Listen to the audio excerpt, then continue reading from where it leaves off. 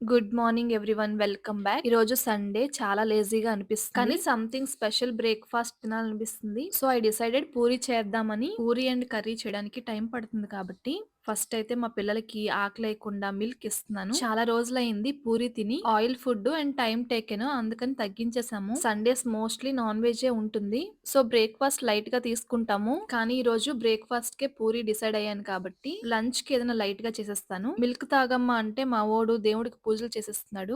గోవింద హర గోవింద హరిని ఆస గోవింద వచ్చు ఆస గోవింద వచ్చు ఆస గోవింద ద ప్రియ దస్ గోవింద హర గోవింద హర గోవింద హర గోవింద హర గోవింద గోవిందనామాలు వీడు కొన్ని కొత్తగా రాసుకున్నట్టున్నాడు.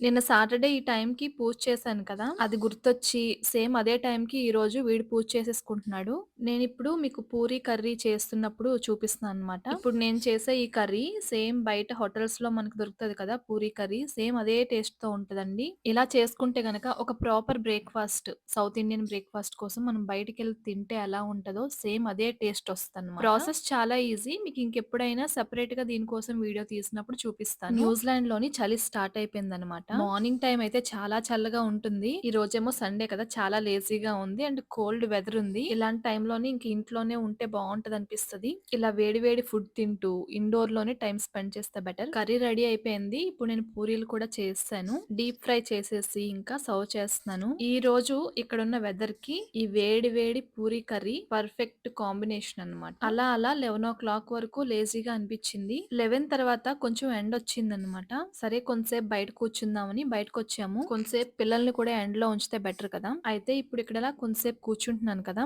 I thought of sharing something important with all parents. నాకు న్యూజిలాండ్ వచ్చిన తర్వాత కొంచెం కొత్తగా అనిపించిన ఒక విషయం. అసలు నేనెప్పుడూ ఆ టాపిక్ గురించి ప్రత్యేకంగా ఆలోచించలేదు. న్యూజిలాండ్ వచ్చిన తర్వాత ఫస్ట్ టైమ్ అది చూసి, ఓహ్! ఇక్కడ ఇలా కూడా జరుగుతాదా అని అనుకున్నాను. ఇంకెంతసేపు సాగదీస్తావు చెప్పమ్మా తల్లి అనుకుంటున్నారా? తిట్టుకోకండి చెప్తాను.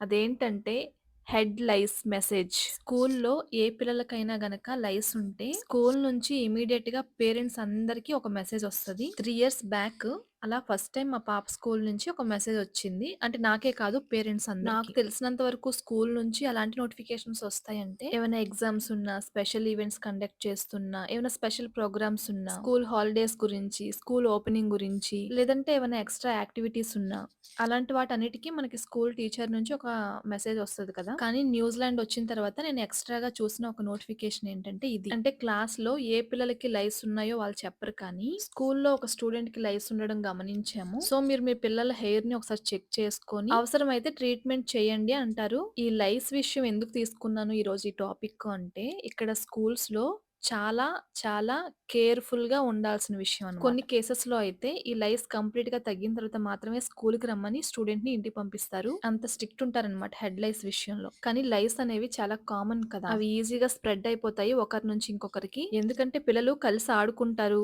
ఒకరి హ్యాట్‌లు ఇంకొకరితో ఎక్స్‌చేంజ్ చేసుకుంటారు. అలా అలా ఈజీగా స్ప్రెడ్ అయిపోతాయి కాబట్టి పిల్లల హెయిర్‌లోని లైస్ లేకుండా చూసుకోవాల్సిన రెస్పాన్సిబిలిటీ పేరెంట్స్‌ది. ఎందుకు చెప్పాను దీని గురించి అంటే, దీని గురించి ఇండియాలో ఉన్నప్పుడు నేనెప్పుడు కూడా స్పెషల్‌గా టెన్షన్ పడలేదు. కానీ న్యూజిలాండ్ వచ్చిన తర్వాత ఈ విషయంలో చాలా కేర్‌ఫుల్‌గా ఉంటున్నాను. ఎప్పటికప్పుడు కేర్ తీసుకుంటున్నాను. ఇక్కడ మెడికల్ షాప్‌లోని సెపరేట్‌గా హెడ్ లైస్ అని ఒక సెక్షన్ ఉంటది. ఇక్కడైతే ఇంక చెప్పక్కర్లేదు హెడ్ లైస్ కోసం రకరకాల మెడిసిన్ ఉంటదనమాట. స్ప్రే అని, ఆయిల్ అని, షాంపూల్లాగా ఇంకా రకరకాలుంటాయి. సో, మనకేది సెట్ అవుద్దో చూసుకొని ట్రై చేస్తూ ఉండడమే. అంటే ఇన్ కేస్ మన పిల్లల హెయిర్‌లోని లైస్ ఉంటే గనక నేను చెప్తున్నాను. ఈ లైస్ గురించి నేను విన్నాను. ఈ న్యూజిలాండ్ అనే కాదు గానీ, మిగతా కంట్రీస్‌లో కూడా చాలా స్ట్రిక్ట్‌గా ఉంటారంట. ఇక్కడ చూడండి ఎన్ని రకాల మెడిసిన్ ఉన్నాయో.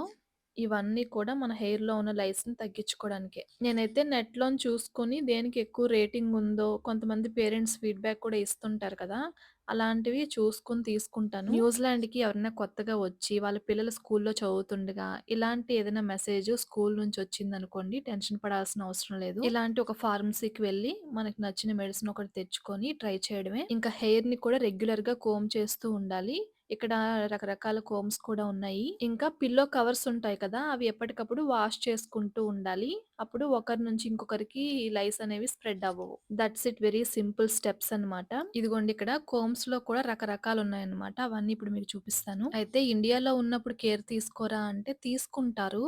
కోంబ్ చేసుకుంటారు రెగ్యులర్‌గా. మేమెప్పుడు ఏది యూజ్ చేసేవాళ్ళం అంటే ఒక చిన్న ప్యాకెట్‌లోని ఆవాల్లాగా ఆ సైజులోని సేమ్ ఆవాల్లాగా ఒక ప్యాకెట్ ఉంటదన్నమాట చిన్నది. అది జస్ట్ కోకోనట్ ఆయిల్‌లోని గాని మిక్స్ చేసేసి అప్లై చేసుకుంటే ఆ ఒక్క రోజులోనే లైస్ అనేవి క్లియర్ అయిపోయేవి. ఇంకా చిన్న చిన్న లైస్ ఏమైనా ఉంటే కోంబ్ చేసుకుంటే తగ్గిపోయేవి. అలా ఎప్పటికప్పుడు రెగ్యులర్‌గా చేస్తూ ఉండేవాళ్ళం కానీ, స్కూల్స్ నుంచి ఇలాంటి మెసేజెస్ ఎప్పుడు చూడలేదు. అందుకనే ఈ వీడియోలో నేను ఈ డీటెయిల్స్ అన్నీ షేర్ చేశాను. నాకు ఇక్కడ కొత్తగా అనిపిచ్చింది గాబట్టి, ఇంకా ఎవరైనా తెలియని వాళ్ళుంటే తెలుసుకుంటారని షేర్ చేశాను. So, anyway coming back to our Sunday vlog. అలా బ్రేక్‌ఫాస్ట్ పూరి అయిపోయిన తర్వాత చాలా సేపు రిలాక్స్ అయ్యాము. చూసారు కదా వీడియోలోని మా పిల్లలు ఆడుకుంటున్నారు. అండ్ ఈ ఫ్రూట్స్ తెచ్చి నాకిచ్చారు. ఇవి చూసారు కదా! మీకు ఇంతకు ముందు కూడా చూపించాను. వీటిని చెర్రీ గువా అంటారు. మనకి ఇండియాలోని జామకాయలు పెద్ద పెద్దగుంటాయి కదా! ఇక్కడ ఇంత చిన్న సైజు ఉంటాయన్నమాట. Cherry size. సేమ్ జాంకాయ తిన్న టేస్టే ఉంటది. ఫుల్‌గా ఉంటాయన్నమాట. చూడండి కింద పడిపోతున్నాయి అవే. కొంచెం ఇలా యెల్లోయిష్ కలర్‌లోకొచ్చినప్పుడే తెంపేయాలి. లేకపోతే అవే ఇంక పడిపోతాయి కింద వేస్ట్ అయిపోతాయి. ఇది చెట్టు చిన్నదే. మనకి చాలా అందుతదనమాట చేతికి. కానీ ఫుల్‌గా ఉంటాయి ఈ జాంకాయలు.